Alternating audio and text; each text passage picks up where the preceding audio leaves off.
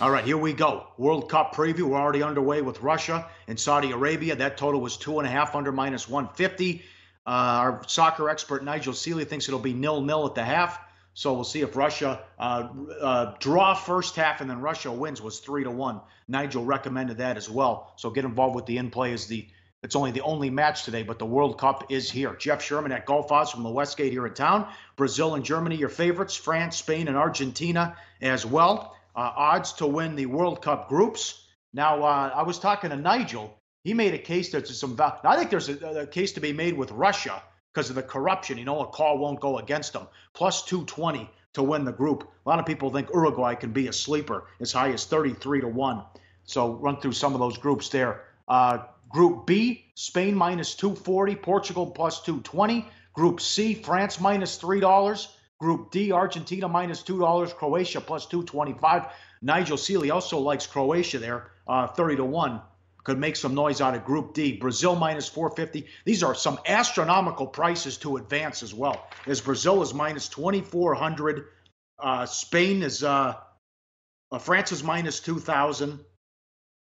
Germany is a big price. England's minus $8. So some huge prices just to advance. Brazil minus 450 to win the group. That's Group E. Group F, Germany minus $4. Group G, Belgium. A lot of people like Belgium. Could be a little dark horse there at 12-1. Minus $1.35 to win Group G. Odds to win Group H. This is good. This would be a fun group. Colombia plus 110. Poland plus 180. Senegal 5-1. Japan plus 850. My soccer guy Fitz says, watch out for Peru, Poland, Denmark, and Senegal. One of those clubs will make some noise. Also, Nigel thinks Senegal could make some noise as well. So there's some interesting group numbers to look at as well. Germany, the defending champs, they reached the semis or better at the last 6 major tournaments. They're going to be a tough out, no doubt, Teddy. Pauly, what are you doing? You went through 9 graphics in 2 minutes, man. You got to give them a chance to look at it, baby.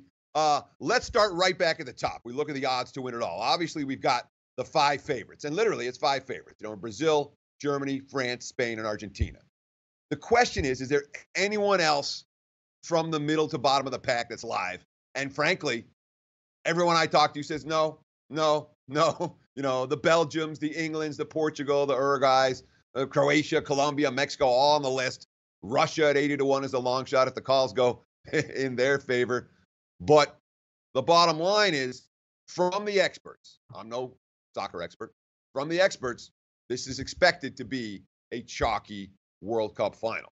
Now, as we go through the regions, when you go through A, B, C, and we'll do that again right here so you can get a chance to look at those graphics.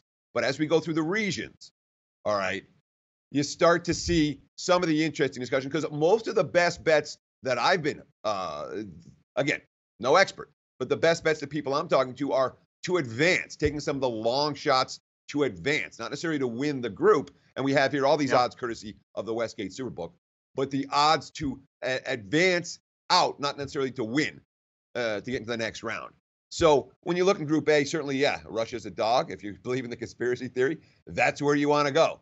You know, Group B, there's Portugal at plus 220, and there's Spain, who just fired their coach. What do you think, Pauly? They were referencing the 1989 Michigan Wolverines, who, of course, fired Bill Frieder and Bo Schembechler's famous quote, "I want a Michigan man coaching Michigan." Yeah, and then obviously Steve Fisher went on to win the title with an interim coach. Any chance for Spain? Are your guys saying that the Spanish are alive after making that coaching change? I don't know. I don't think it'd be a positive. That's strange to do that with the timing. I question that. We'll see if it works out for them. I don't like them anyways, but still, I find that out. We'll see. They get a tough match right out of the gate against Portugal coming up tomorrow. I love all these props. This is incredible. 5 dimes, group points, over under Argentina 6.5, Australia 1.5, Belgium 6.5, Brazil 7.5, under minus 170. You also have who's at the Costa Rica, Australia, Saudi Arabia at 1.5, France and Brazil at 7.5. Will a team go through the? Will a team finish the tournament without scoring a goal? Yes, plus 130. Odds to finish last in the group.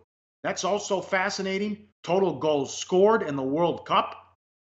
Teams with the most goals scored. Brazil, the favorite, 4-1. Total matches to go to extra time, over under 4.5.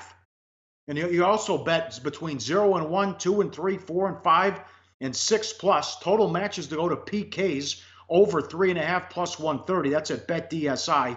Total red cards issued, total cards issued, total corners. I mean, there's so much stuff here that you can wager on. Even you saw the stuff today with the Russia match. Will there be a goal in the first 32 minutes? Will both teams score? Will Ronaldo score tomorrow? I love that you can bet to advance, to win the region, to finish in last. I mean, there's so much stuff here, Teddy. It's staggering, all the props that you can bet. There's so much stuff out there. Corner, kicks, anything you want's available. Sure. Well, I mean, we think about soccer betting in the U.S. as a secondary market. Globally, this is the biggest market out there.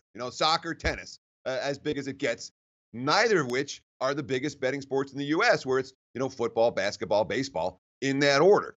So when it comes to a world perspective, we're a little bit behind the curve on the soccer stuff, which means that when you see the World Cup and there's a prop list that's an arm's length long and another arm's length long, and you're like, wow, the rest of the world's been betting this stuff. And as we know, the sports books are not shy about putting up additional more and more betting options for bettors to get down. Obviously, the more options there are, the more handle they're going to have. The more handle they have, in theory, the more hold they're going to have. The more hold they have, that's where they get paid. So no shortage of these props around. And frankly, if you do your handicapping, there's probably some money to be made from some of these, Pauly. Obviously, you did a really good job talking about some of the bets that have caught your eye coming into the World Cup. Any long shots out there? Anyone that we should look at to advance out of the region? Someone told me, watch out for Costa Rica. Of course, our show is processed in Costa Rica every day at sportsbookreview.com. Those guys be rooting for Costa Rica. You heard anything about that or any other long shots, Pauly, worth discussing? Well, I'll go to my guy Nigel. He likes Senegal. I can't call Belgium 1 at 12-1, but Senegal to advance and maybe make some noise. I was told maybe Poland. One more thing with with the lowest point totals: Costa Rica, Australia, Iran, Panama, Saudi Arabia. Point total 1.5. Nigel Seeley likes Panama 8-1 to score the fewest amount of goals. Good chance they don't even score, he said. So that's 8-1. But I like best performance, top performer, I think they call it, and guy to score. We'll give that later out with the top goal scorer, Golden Boot, and Golden Ball as well. But that's available as well. And I think Neymar's the favorite there. There's the great stuff up there to bet. Like the show? Help us keep the lights on. Please make sure to comment, share, and subscribe to all the Sportsbook Review videos. Thanks so much. Best of luck. Enjoy the game.